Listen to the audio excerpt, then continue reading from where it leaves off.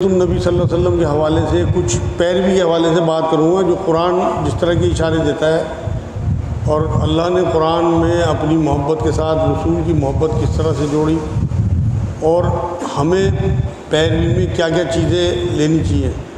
ہم صرف حلیے کو یا حب جبے اپنانے کو سمجھتے ہیں کہ ہم سنت پہ ہیں، جبکہ سنت رسول جو ہے وہ نبی کے رویے میں، اور اسی کو اللہ رب العزت نے قرآن میں جگہ جگہ بیان کیا ہے۔ مگر میں 2-3 آیتیں آپ کے سامنے پیش کروں گا بس انشاءاللہ، اس کے بعد سب ساتھی اپنا کھانا کھائیں گے صاحب۔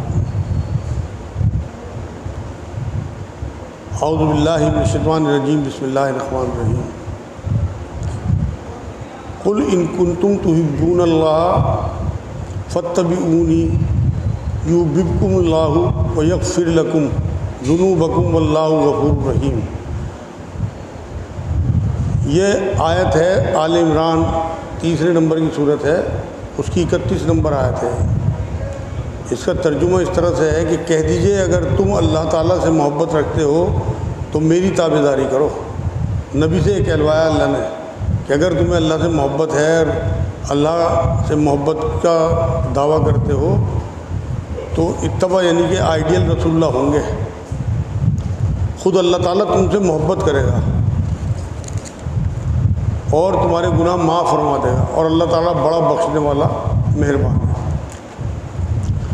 اب آپ یہ دیکھیے کہ اللہ رب العزت نے یہاں ہمیں کتنا بڑا تحفہ دیا ہے کہ اگر تم نبی کی اتباع کرو گے، اتباع اللہ کی محبت پانے کے لیے، اللہ سے محبت کرنے چلیں تو رسول اللہ کی اتباع کرنی پڑے گی، اللہ تم سے محبت کرنے لگے گا۔ ہم اللہ سے محبت کریں یہ ہمارا حق ہے کہ وہ ہمارا کریٹر ہے، لیکن کتنی بڑی بات ہے کہ اللہ ہم سے محبت کرے، اللہ ہمیں ہی محبوب بنا لے۔ محبوب اللہ تو محبوب ہے، ہمیں کہہ رہا کہ میں تم سے محبت کرنے لگوں گا۔ یہ بہت بڑا جملہ ہے قرآن کا، تو اس لیے پیروی رسول جو ہے، اتباع جو ہے، وہ نبی اکرم صلی اللہ علیہ وسلم پیروی کہتے ہیں پیر پہ پیر رکھنے کو۔ تو جب اللہ ہم سے محبت کا دعویٰ کر رہا ہے اس آیت میں تو رسول کی محبت کے ساتھ ہی وہ پورا ہوگا۔ قرآن میں ہی اللہ رب العزت نے سورہ بقرہ ہے پہلی صورت، اس کی 165 نمبر آیت میں ایک چھوٹا سا حصہ ہے اس کا، والذین آمنوا اشد حبا للہ، یعنی کہ جو مومنین ہوتے ہیں، جو ایمان والے ہوتے ہیں، ان کی محبت اللہ کے لیے شدید اور سخت ہوتی ہے، سب سے زیادہ محبت اللہ سے کرتے ہیں۔ مطلب تمام چیزیں جو ہیں وہ پیچھے ہیں، جو صحیح معنوں میں ایمان والے لوگ ہیں۔ یہ قرآن کی آیت بتا رہا میں آپ کو، سورہ بقرہ 165 نمبر آیت۔ تو یہاں مومنین کی صفات بیان کی کہ ان کی محبت کا جو سب سے زیادہ سخت اور شدید معاملہ ہوتا ہے وہ اللہ کے لیے ہے۔ اطاعت جو ہے وہ تو چند کاموں میں ہوتی ہے، لیکن اتباع جو ہے وہ پوری زندگی کی ہوتی ہے۔ اس لیے اتباع اور اطاعت دونوں ضروری ہیں، عبادت اللہ کی اور طریقہ جو ہے وہ رسول اللہ کا۔ قرآن اللہ کا کلام ہے لیکن لائے رسول اللہ صلی اللہ علیہ وسلم، احکام اللہ کے تشریح بیان کی رسول اللہ صلی اللہ علیہ وسلم نے احادیث کے ذریعے۔ رسول اللہ نے دونوں، رسول اللہ اور اللہ دونوں کی اطاعت جو ہے وہ جڑی ہوئی ہے۔ قرآن میں جگہ جگہ اللہ نے اس بات کا ذکر کیا ہے کہ اللہ کی اطاعت کرو اور رسول اللہ کی اطاعت کرو، الگ نہیں کیا۔ تو رسول اللہ صلی اللہ علیہ وسلم کے بارے میں قرآن یہ کہتا ہے کہ اپنی طرف سے کچھ نہیں کہتے، بلکہ جو اللہ ان سے کہلواتا ہے وہ کہتے ہیں۔ عبادت ہو، معاملات ہو، لباس ہو، حلیہ ہو، عادتیں ہوں، حرکتیں ہوں، رویہ ہو، مشن ہو، سب لینا ہے۔ قرآن میں سورہ حشر ہے 28 پارے کے شروع میں، اس کی 7 نمبر آیت میں اللہ نے کہا کہ نبی جو تمہیں دیں وہ لے لو، جس سے روکے اس سے رک جاؤ۔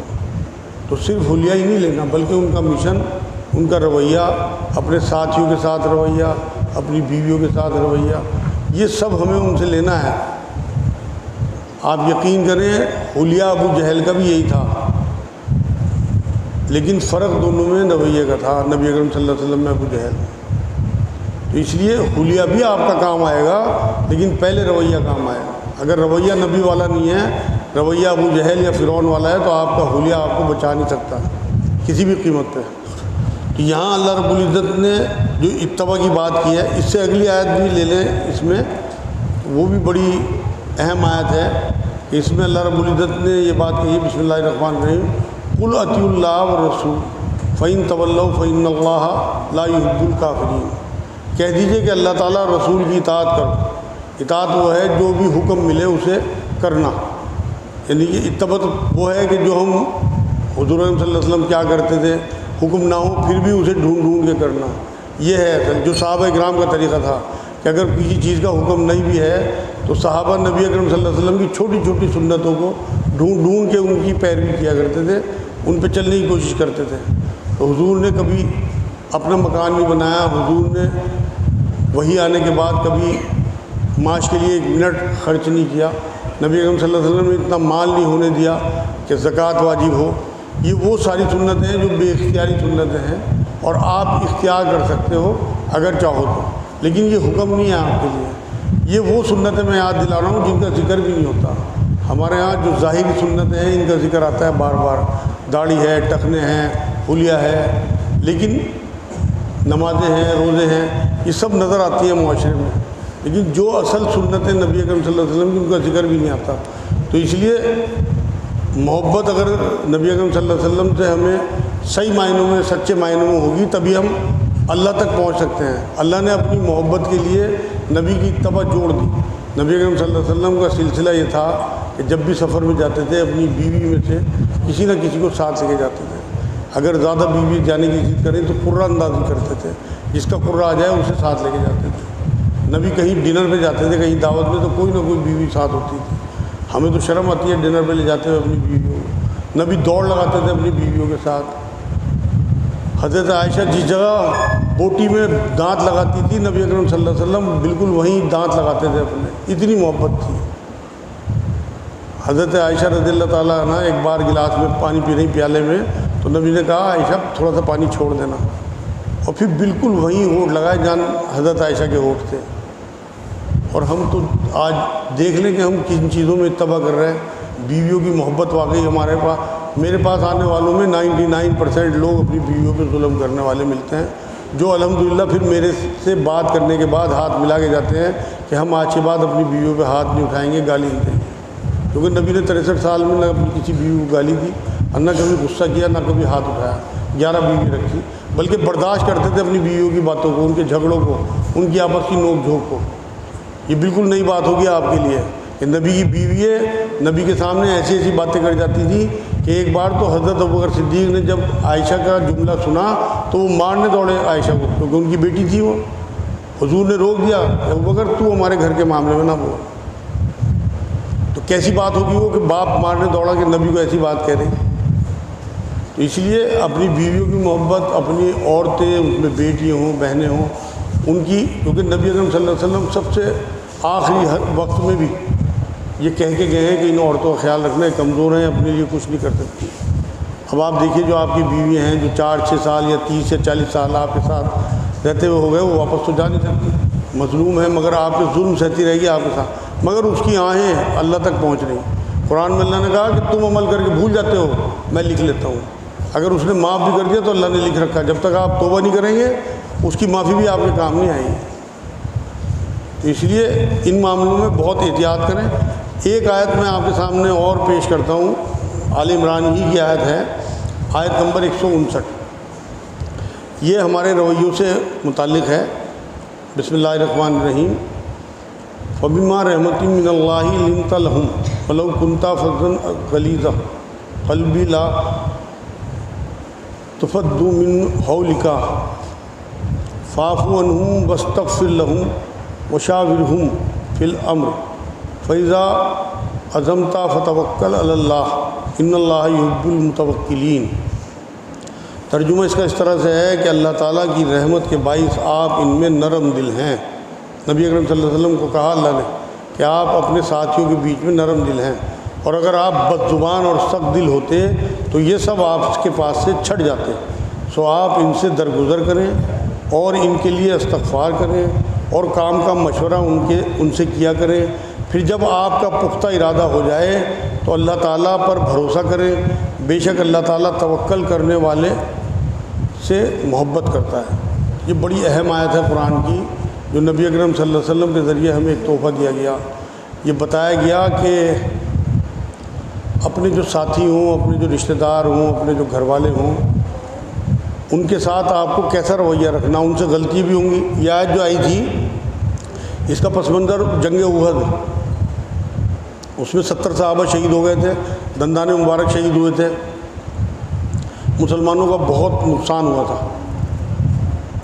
تو وہاں اللہ نے اپنے نبی کی یہ صفت بیان کی کہ آپ نرم دل ہیں اور انہیں معاف کریں اپنے ساتھیوں کو جن سے غلطی ہوئی، اور اس کے بعد 4 باتیں کہیں۔ تو آپ ان سے درگزر کریں، 1 نمبر۔ دوسرے، ان کے لیے استغفار کریں اللہ سے۔ جو بات اللہ کے رسول صلی اللہ علیہ وسلم کے استغفار کی ہوگی وہ ہمارے استغفار کی نہیں ہو سکتی۔ تیسرے یہ کہا کہ کام میں ان سے مشورہ کیا کریں، اور چوتھے یہ کہا کہ جب آپ ارادہ پختہ کر لیں تو اللہ پہ بھروسہ کریں۔ یہ 4 چیزیں سکھائیں ہمیں، اور حدیث میں استخارے کے بارے میں، مشورے کے بارے میں آتا ہے جن نے استخارہ کیا وہ نامراد نہیں رہتا کبھی۔ حضور صلی اللہ علیہ وسلم کو مشورے کی ضرورت نہیں تھی، لیکن یہ ہمارے لیے بھیجی آیت اللہ نے کہ ہم اپنے ساتھیوں سے، اپنے رشتہ داروں سے مشورے کریں۔ مشورے میں تو سامنے والا جو ہے یہ سمجھتا ہے کہ میری بھی کوئی ویلیو انہوں نے سمجھی۔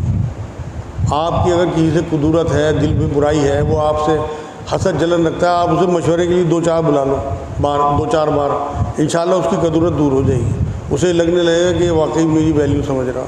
تو اس لیے نبی اکرم صلی اللہ علیہ وسلم کے بارے میں جو 4 چیزیں یہاں پہ کہی ہیں کہ درگزر، اگر آپ کے رشتہ داروں سے کوئی کوتاہی آپ کے حق میں ہو جائے، آپ کی شان میں کوئی گستاخی کر دیں، آپ کے رتبے میں کہیں کوئی خلل پڑنے لگے، تو نبی نے فرمایا ہے کہ جسے اپنے رشتے بحال رکھنے کے لیے بے عزتی محسوس ہو تو وہ اپنی عزت آخرت میں میرے سے لے لیتا ہوں۔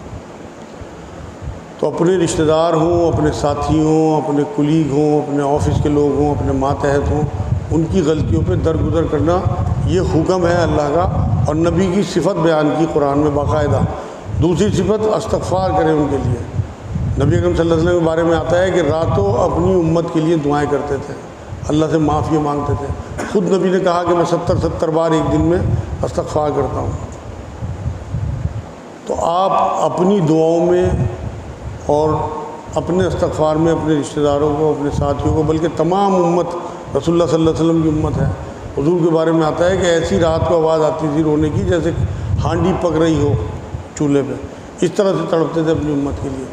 تو ہمیں جس کو مہلت ملی ہے، ہمیں چانس ہے کہ ہم رسول اللہ کی اس سنت پہ عمل کریں، اور حضور اکرم صلی اللہ علیہ وسلم جس طرح سے اپنی امت کے لیے تڑپتے تھے آپ اپنے اندر تڑپ لے آؤ۔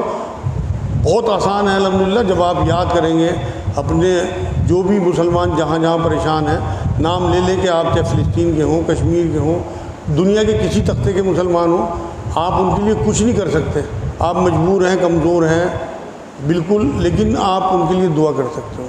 آپ کا انشاءاللہ تعالیٰ کنٹریبیوشن اس میں ہو گیا، آپ کا حصہ ڈل گیا، اگر آپ نے واقعی دل کی گہرائیوں سے ان کی فلاح بہبود کے لیے دعا کر دی اللہ سے، تو یہ نبی کی سنت بھی ادا ہوگی۔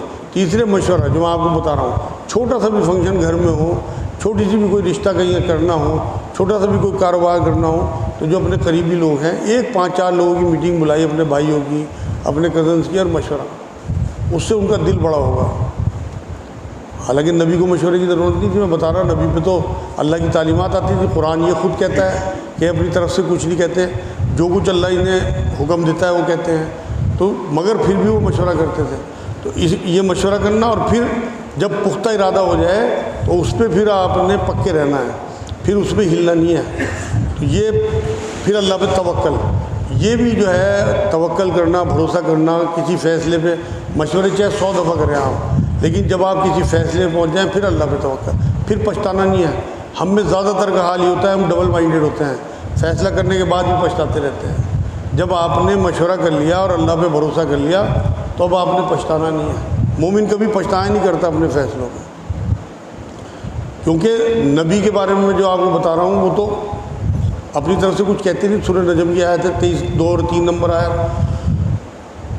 ایک اور بات آپ کے لیے بہت ضروری ہے آج جو ہمارے ہاں تفرقہ پھیل گیا، گروہ لوگ ہو گئے، الگ الگ لوگوں پہ کفر کے فتوے لگانے لگے، ان کے بارے میں بھی قرآن سورہ انعام 159 نمبر آیت میں کہتا ہے کہ اے نبی، جو لوگ گروہ ہو گئے، جنہوں نے اپنے دین کو ٹکڑے ٹکڑے کر لیا، تیرا ان سے کوئی واسطہ نہیں ہے.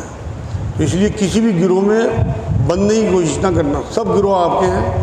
آپ کو تبلیغی جماعت والے بلائیں, آپ گشت کر لو ان کے ساتھ. آپ کو جماعت اسلامی والے بلائیں, ان کے کسی پروگرام میں شامل ہو جاؤ. فائنینشلی آپ کی پوزیشن اچھی ہو تو انہیں کنٹریبیوٹ کریں. آپ کو کوئی بھی جماعت والے آپ کو بلائیں تو بالکل آپ ان کے ساتھ چل دو. آپ اپنے آپ کو اسٹپنی بنا لو, مین پہیہ نہ بناؤ. جہاں جس کو ضرورت ہو اسٹپنی کی طرح وہاں لگا دو. تو اس سے آپ گروہ میں نہیں ہوں گے. پھر آپ سب گروہ میں ہوں گے اور کسی ایک گروہ میں آپ شامل نہیں ہوں گے, اور نبی اکرم صلی اللہ علیہ وسلم سے آپ کا تعلق رہے گا. دوسرے یہ جو میلاد منایا جاتا ہے, میلاد مناؤ, یہ میں نے ایک جملہ کہیں پڑھا تھا, میلاد مناؤ لیکن میلاد والے آقا ہوئی تو مناؤ. سورہ فرقان آیت نمبر 30 میں قرآن میں اللہ نے بات کہی ہے کہ قیامت میں نبی اکرم صلی اللہ علیہ وسلم اپنی امت کی شکایت کریں گے اللہ سے کہ میری امت نے قرآن کو چھوڑے رکھا. میلاد منانے سے پہلے صاحب میلاد کو منا لو. اگر رسول اللہ ناراض ہے نا ہماری حرکتوں سے تو آپ یقین کریں کتنے جلوس نکال لیں, کتنی محفلیں کر لیں, کتنی درود پڑھ لیں, اگر نبی کی اتباع میں نہیں ہے اور نبی ناراض ہیں تو آپ کے میلاد منانے بیکار ہیں بالکل. تو میلاد بھی مناؤ لیکن صاحب میلاد کو بھی مناؤ. ایسی حرکتیں, ایسی توبہ, ایسی مطلب اپنی آگے کے عمل توبہ کے بعد کرو کہ حضور صلی اللہ علیہ وسلم راضی ہو جائیں. جب قبر میں فرشتے آئیں تو وہ یہ نہ پوچھیں بلکہ نبی اکرم صلی اللہ علیہ وسلم خود کہہ دیں کہ اس سے کیا پوچھ رہے ہیں, میرے سے پوچھو, میرا امت ہی ہے. آج اپنے ہم غور کریں اپنی حرکتوں پہ, اپنی جیب پہ, اپنے دسترخوان پہ کہ کیا ہم واقعی حضور کی اتباع میں ہیں. جو اللہ کہہ رہا ہے کہ اگر میرے سے محبت کا دعویٰ ہے تو رسول کی اتباع کرو. تو رسول کی اتباع میں آپ اپنے آپ کو خود چیک کریں, روز محاسبہ. آپ یقین کریں میں روز اپنا محاسبہ کرتا ہوں اور کہیں نہیں پاتا. اتنا مطلب الحمدللہ پڑھنے کے بعد بھی اتنے گناہ ہیں کہ آپ تصور نہیں کر سکتے. مطلب طبیعت ہی چاہتی ہے کہ اگر خودکشی حرام نہ ہو خودکشی کر لیں. اتنے گناہ ہیں اپنے اندر. جب آدمی محاسبے پہ آتا ہے نا تب اسے پتہ لگتا ہے.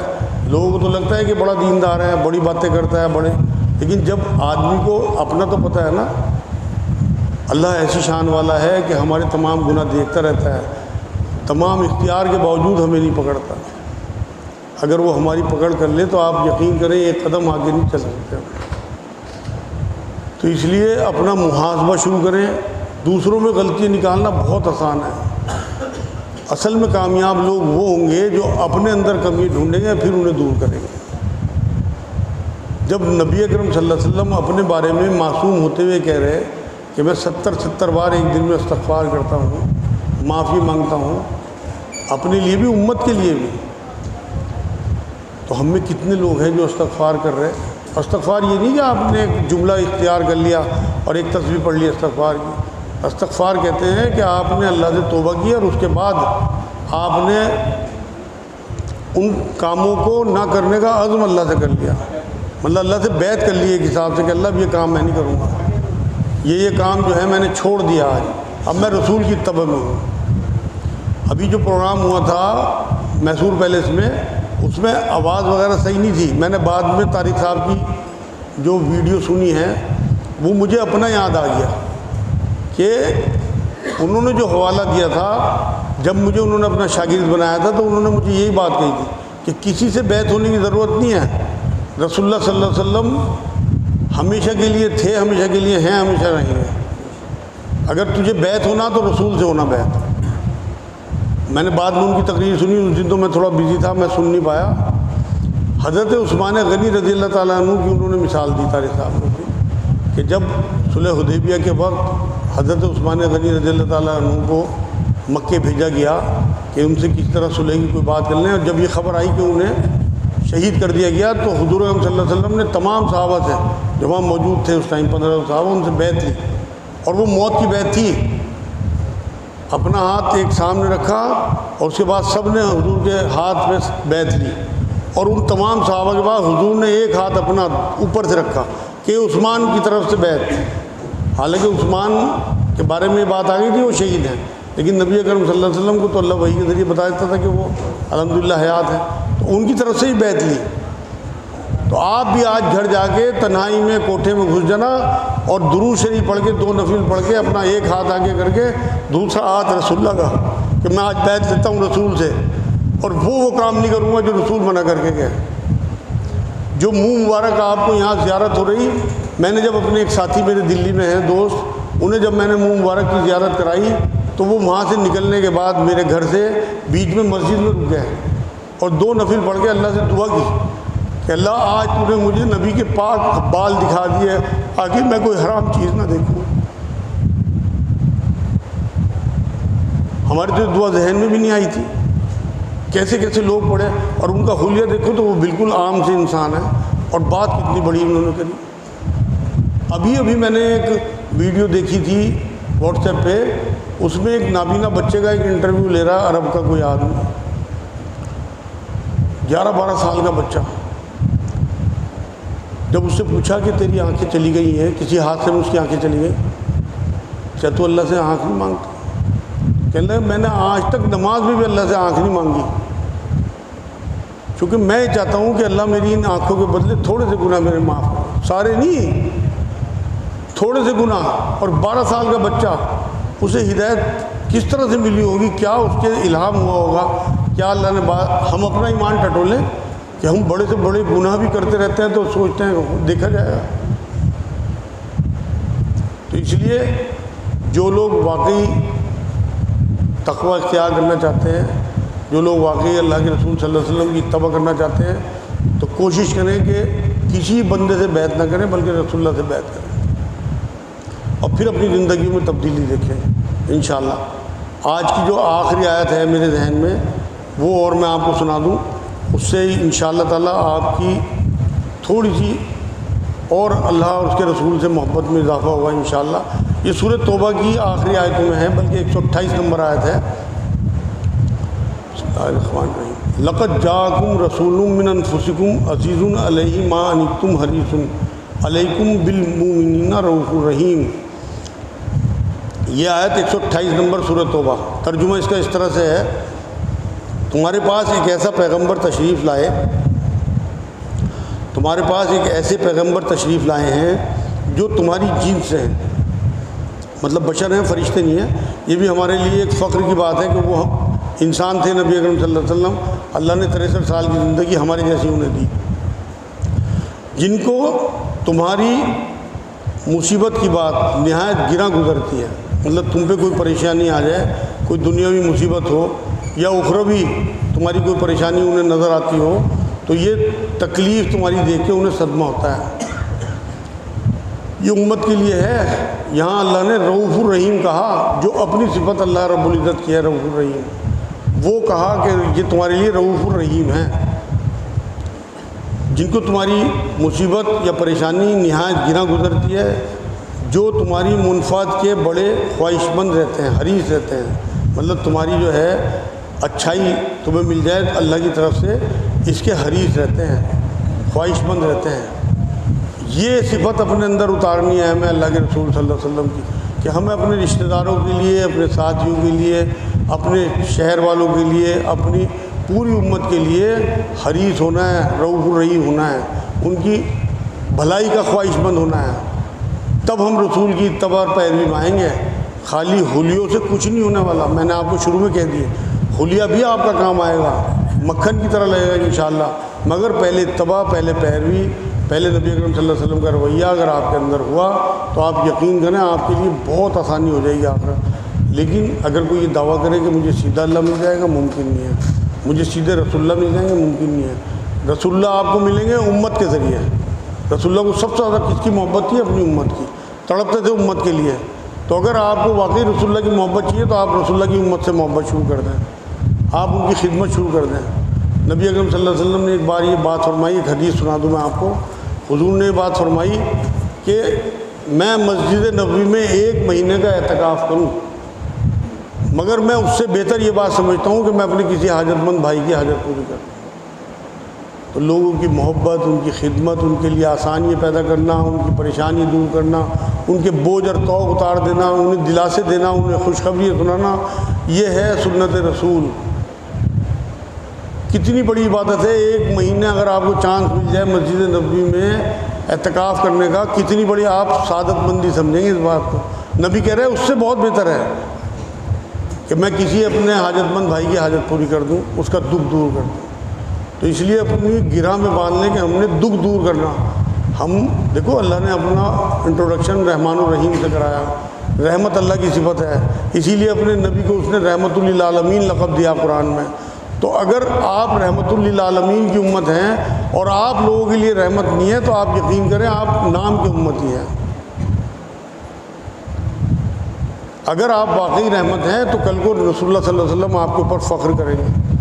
لیکن جو آج ہمارا حال ہے، جو میں دیکھ رہا ہوں معاشرے کو، میں تو روز فیس کرتا ہوں، اس لیے اصل میں میرے اندر جو درد ہے وہ اسی بات کا ہے کہ میں معاشرے کو پورے کو فیس کرتا ہوں۔ ہر کمیونٹی کا آدمی میرے پاس آتا ہے، غیر مسلم بھائی بھی آتے ہیں، ہندو مسلم بھائی بھی آتے ہیں، لیکن اتنا برا حال ہے ہماری اس امت کا کہ نالیوں میں کیڑے مکوڑوں سے بدتر زندگی جی رہے۔ اتنی کردار میں کمی ہیں کہ آپ تصور نہیں کر سکتے۔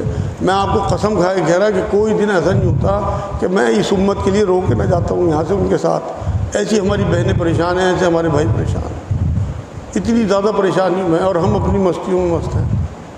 تو اس لیے اپنے اندر درد پیدا کریں امت کا، تب آپ رسول کی تبع میں ہوں گے۔ اپنے اندر دیکھیں جو ہمارے گھر میں ہماری بہنیں ہیں، ہماری بیٹیاں ہیں، ہمارے ملازم ہیں، ہمارے ماتحت ہیں، ہمارے بچے ہیں، وہ سب بھی تو مسلمان ہیں۔ جب رسول اکرم صلی اللہ علیہ وسلم 6 حق بیان کر کے گئے، ایک مسلمان کا دوسرے مسلمان پہ، اس میں خیر خواہی چاہنا، اس میں ان کی محبت کرنا، یہ سب جو ہے ایک مومن کی شان ہے، دوسرے مومن کے لیے حق ہے۔ تو کیا ہماری بیوی کا یہ حق نہیں کہ وہ ہماری مومنہ بہن نہیں ہے؟ نکاح ہونے کے بعد وہ ہماری بیوی ہے، مگر امت کے حساب سے اسی امت کا تو حصہ ہے۔ ہماری جو ماں ہے جسے ہم پلٹ کے جواب دے رہے ہیں، یا ہماری جو چھوٹی بہن ہے جس کا ہم حق مار رہے ہیں، یا ہمارا جو پڑوسی ہے جس سے ہم جھگڑا کر رہے ہیں، اس کے پیسے مار لیے ہم نے، یا ہمارے بچے جنہیں ہم جو ہیں وہ مار پیٹ کر رہے ہیں، وہ سب یہ کیا حضور کی امت ہی نہیں ہے؟ آپ کلمے پڑھ رہے ہیں، تکبیر اللہ سے آپ کی نماز فوت نہیں ہو رہی، اور آپ گالی گلوچ کر رہے ہیں پڑوسیوں سے، آپ مسلمانوں کو گالیاں دے رہے ہیں۔ آپ کو کہیں کاغذ کا ٹکڑا مل جائے اللہ لکھا ہوا، اسے تو آپ چومتے ہو، اور پوری امت کے دل میں اللہ بسا ہوا ہے، سب کے دلوں میں کلمہ لکھا ہوا ہے، انہیں آپ گالیاں دے رہے ہیں، دھکے دے رہے ہیں، اور انہیں مرنے کو تیار ہیں، قتل و غارت مچا رکھی۔ یہ تو منافق لوگوں کا کام ہے کہ اندر کچھ اور باہر کچھ۔ بات تو آپ کی زندگی یہ ہونی چاہیے کہ آپ کا اندر باہر ایک سا ہونا چاہیے۔ تو آج انشاءاللہ اس محفل سے آپ یہ روحانی چیز لے کے جائیں کہ ہم انشاءاللہ تعالیٰ رسول اللہ صلی اللہ علیہ وسلم کی سچی اتباع کریں گے۔ میں دعا بھی یہی کرتا ہوں اللہ سے کہ جو بھی کوئی اس میں کوئی اللہ کرے کوئی شر کی بات ہو تو آپ لوگوں کے دلوں سے دور کر دے، اور جو کوئی خیر کا معاملہ ہو وہ آپ لوگوں تک اللہ پہنچا دے انشاءاللہ تعالیٰ۔ آج کی بات جو ہے وہ یہیں پہ ختم کرتے ہیں، اس کے بعد انشاءاللہ کھانا، اور اس کے بعد آپ لوگ مٹھائی اور آب زمزم لے کے رخصت ہوں گے۔ درود پڑھتے ہوئے اپنے گھر جائیں، اللہ سے دعا کرتے ہوئے کہ اللہ جو ہم نے سنا ہے میرے اس میں ہمارے اندر کرداروں میں تبدیلی آئے، اور ہم اپنے گھر والوں کے لیے خیر اور رحمت والے بنیں، اپنے محلے والوں کے لیے، اپنے شہر والوں کے لیے کردار سے تبلیغ کرنے والے بنیں۔ وما علینا الا البلاغ۔ اللہم صلی اللہ سیدنا محمد وعلی آل سیدنا محمد وبارک وسلم۔ اللہ تو ہمارے گناہوں کو معاف فرما دے، یا اللہ تو رحمت فرما دے، یا اللہ تو کرم فرما دے، یا اللہ تیری مہربانی ہے تو نے آج کا دن ہمیں عطا فرمایا، یا اللہ اس دن میں ہم نے جو عزم کیے اپنے دلوں میں، یا اللہ ان پہ ہمیں پکا سچا چلنے والا بنا دے، یا اللہ ہمیں اپنی اولادوں کو، اپنی بیویوں کو دین پہ لانے والا بنا دے، یا اللہ پاک ہمیں اپنے رسول، اپنے دین، اپنی کتاب